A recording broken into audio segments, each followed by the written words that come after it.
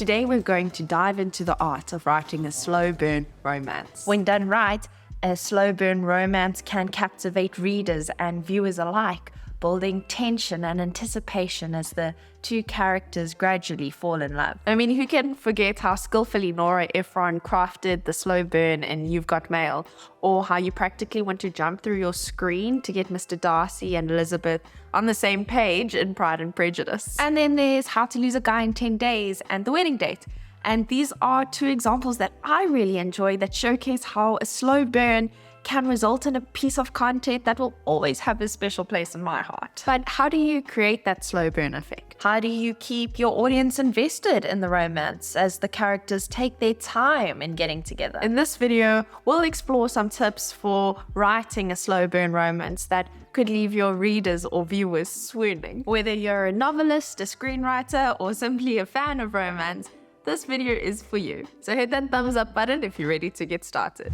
I've studied multiple slow burn romances, and I found that it helps to answer the following questions to see if what you're writing is falling within the consistent boundaries that slow burn romances tend to follow. I've chosen to look at 4 of my favorite slow burn films today, and the questions we'll be asking apply more to some films than to others, so pick and choose what questions would serve the story that you're writing best. The first question is time-based. Are the main characters taking time to get to know each other? Are they taking time to develop feelings for each other? As the name suggests, in slow burn romances, the attraction between the characters are not instant or immediate. Rather, it develops over time as the characters get to know each other and build a connection. Elizabeth and Mr. Darcy initially dislike each other, and misunderstandings create tension and obstacles for their relationship. But over time, as they get to know each other, then they build a connection. Mr. Darcy falls first, while Elizabeth is led to believe that Mr. Darcy is a questionable human. However, when she learns the truth about who he really is, she falls head over heels. Kat and Nick are initially at odds because of their professional relationship, that is, Nick being paid to be Kat's date. Kat just wants a hot date to make her ex regret leaving her, and to get her family off her back. At times, she even unintentionally mocks Nick's profession. However, over time, they face the challenges of Kat's family together, and this builds for their eventual romantic connection. The next question is based on obstacles and tension. Are there enough obstacles that prevent the characters from getting together quickly? In a slow burn romance, it's helpful to create obstacles and tension that keep the characters apart and that build anticipation for their eventual union. In You've Got Mail, Joe and Kathleen are business rivals who dislike each other, and they're initially unaware that they're falling in love via email. This also checks the box of them building a connection over time. However, their rivalry around how the book business should be done creates tension and anticipation for their eventual meeting. Andy and Ben both have a flaw in that they're both in a relationship for the wrong reason that initially keeps them from forming a genuine relationship. Their conflicting goals, Andy's being to elaborately need to get rid of Ben, and Ben's being to persevere through Andy's torture for the sake of a bet. Well, this creates tension and obstacles for their relationship. These obstacles can be internal, like past traumas, fears, maybe a bias. They could also be external, like societal expectations, maybe conflicting goals, a bet, distance.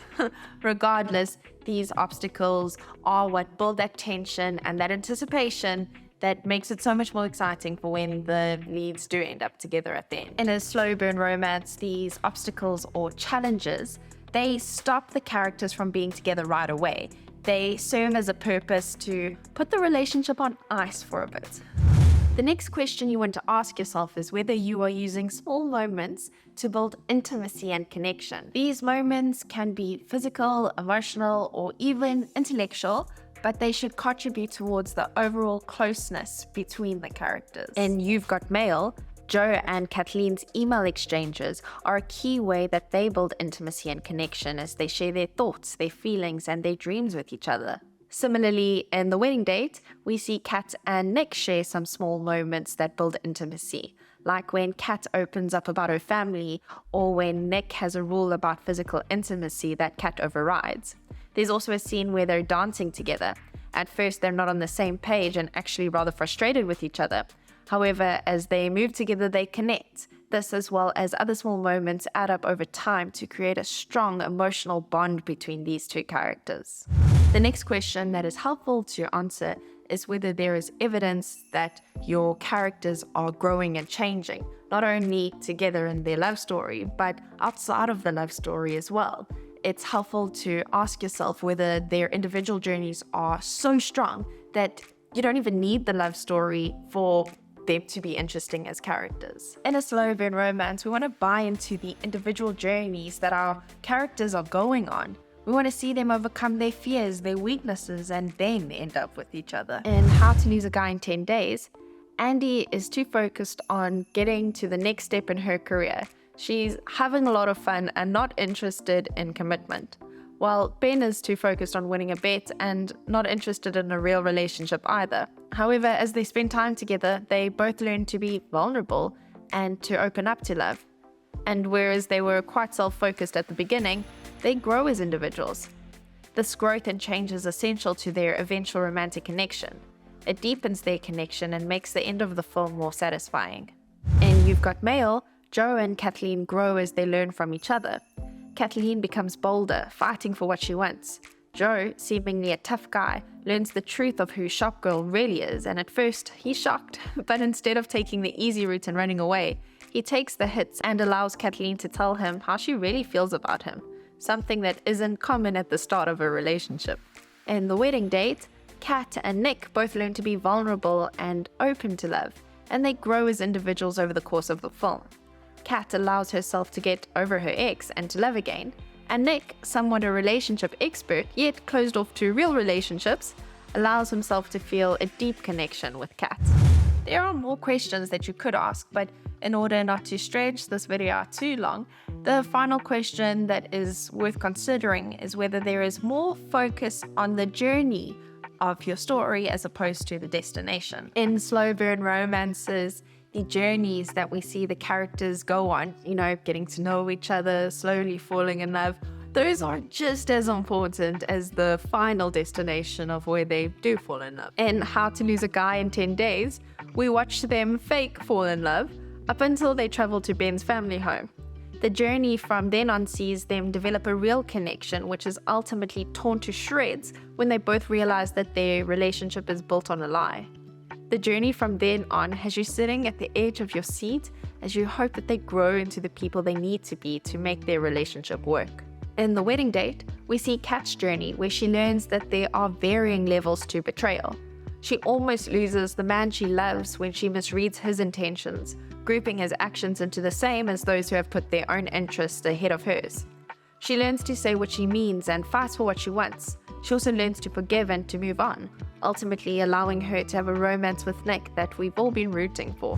If your story places emphasis on journey, with the character's development and relationship being the primary focus, this could be a sign that you're writing a great slow burn romance. But that's a wrap on the 5 questions that I've picked up form the art of writing a slow burn romance. And give this video a thumbs up if it was valuable, and subscribe if you'd like to see more content on the topic. Like we've seen with the films that I've discussed today, a slow burn is all about anticipation and allowing your characters to take their time to not only grow as individuals as they go along their individual journeys to get to the point where they're ready to end up together, but to also give them the time to develop feelings for each other so that it seems authentic and genuine. With some patience and clever crafting, you could create a story that viewers would remember long after they've closed the book or finished the screenplay or switched off the screen. Thank you for watching, and don't forget to like, comment and subscribe to see more content from me.